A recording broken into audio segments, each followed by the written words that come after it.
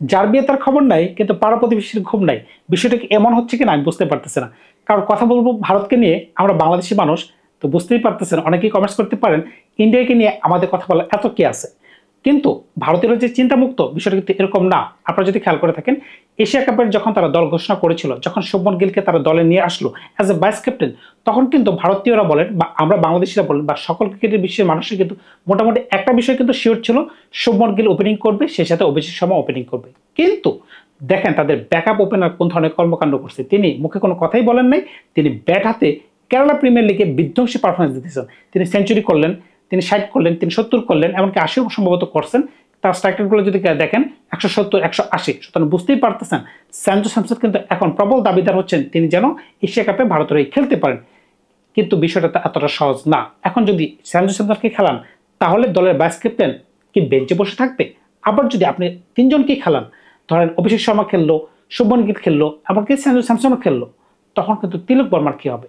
তিলক বর্মা কিন্তু ছোট মানের ব্যাটসম্যান না। আপনি যদি আইসিসি র্যাঙ্কিং দেখেন, তিনি সম্ভবত 3 নম্বর বা 2 নম্বর পজিশনে রয়েছেন। সুতরাং বুঝতেই পারতেছেন এটা কিন্তু ভারতের জন্য একটা হেডেক হয়ে গেল।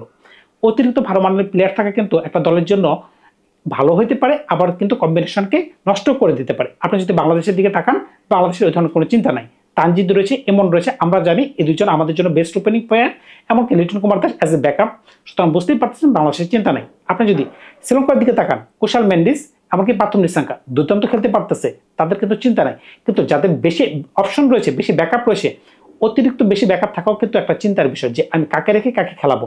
এখন যদি মনে করেন শুভমন গিল, আপনি তাকে সুযোগ দিলেন, কিন্তু তিনি আশানুরূপ কোনো পারফরমেন্স দিতে পারলেন না, পাকিস্তানের সাথে তিনি শাহিন আফ্রিদির বলে আউট হয়ে গেলেন 2 বল খেলে, তখন কিন্তু সবাই কিন্তু নিন্দার ঝড় বসাবে যে কেন তাকে সুযোগ দেওয়া হলো। আবার যদি মনে করেন সেম জিনিসটা যদি সঞ্জু স্যামসনের সাথেও হয়, তখন কিন্তু প্রশ্ন উঠবে কেন শুভমন গিলকে জায়গা দেওয়া হলো না, যে প্লেয়ারটা আইপিএলে দুর্দান্ত খেলেছে, এমনকি টেস্ট দলের হয়ে তিনি 700-800 রান করছে, তাও আবার ইংল্যান্ডের মাটিতে, তখন কিন্তু সবাই কিন্তু তার পক্ষে চলে যাবে। ইন্ডিয়া এমন একটা দেশ, যদি কোনো প্লেয়ার খারাপ খেলে, তখন কিন্তু তার পুতলা বানায়া বা তার ছবিতে আগুন দিতে কিন্তু 2বার চিন্তা করে না। সুতরাং বুঝতেই পারতেছেন ইন্ডিয়াতে যদি প্লেয়ার ভালো পারফরমেন্স না দিতে পারে, তখন কিন্তু একটা বিরাট চিন্তা। আপনারা যদি ইন্ডিয়ার সাবেক ওপেনিং প্লেয়ারগুলো খেয়াল করে থাকেন, তারা কিন্তু বিধ্বংসী ক্লাসে পায়, বিধ্বংসী। সচিন টেন্ডুলকার, সৌরভ গাঙ্গুলি 6600-এর উপর রান, ওডিআই ক্রিকেটে এত বেশি রান অন্য কোনো 2 ব্যাটসম্যান কিন্তু করতে পারে নাই। এরপরে সচিন টেন্ডুলকার, বীরেন্দ্র সেহবাগ দুর্দান্ত খেলেছেন।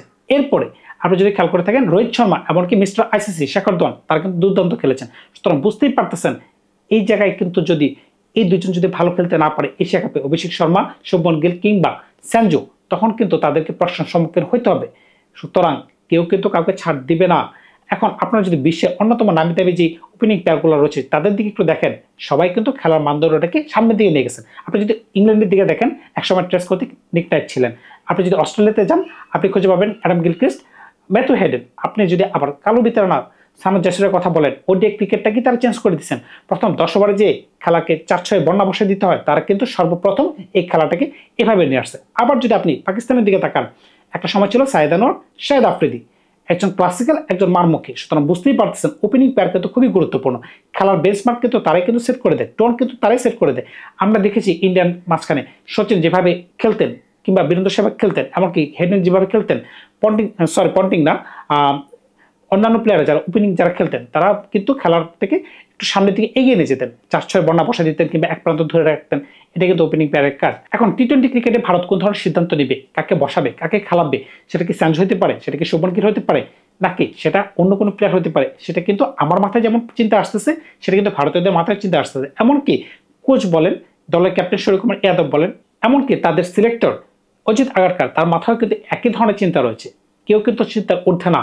এখন কেউ কিন্তু কাউকে ছাড় দিবে না যদি কেউ ফেল করে যায়। সুতরাং বুঝতেই পারতেছেন এটা কিন্তু একটা কঠিন একটা কম্পিটিশনের জায়গা হতে পারে, অনেক কথা হইতে পারে যদি ফেল হয়। কিন্তু ইন্ডিয়ার কাছে কিন্তু একটা সুযোগ রয়েছে। সুযোগটা কি দেখেন, এশিয়া কাপের ফিক্সচার যদি আপনারা খেয়াল করে থাকেন, শুধুমাত্র একটা খেলাই কিন্তু সবচেয়ে গুরুত্বপূর্ণ, এমনকি একটু কঠিন হতে পারে, সেটা হচ্ছে ইন্ডিয়ার সাথে পাকিস্তানের খেলা। আদারওয়াইজ কোনো খেলায় কিন্তু এতটা জমজমাট হবে না বা এতটা কম্পিটিশনের খেলা না। তখন কিন্তু ইন্ডিয়া কি করতে পারে, রোটেশন করতে পারবে।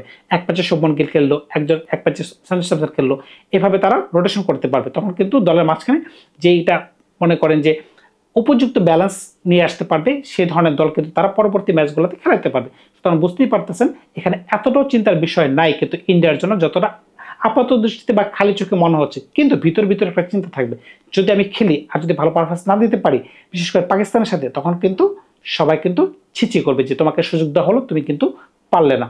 ধন্যবাদ সবাইকে, ভালো থাকবেন আপনারা। নতুন কোনো গল্প নিয়ে খুব শীঘ্রই হাজির হবো আপনাদের সাথে।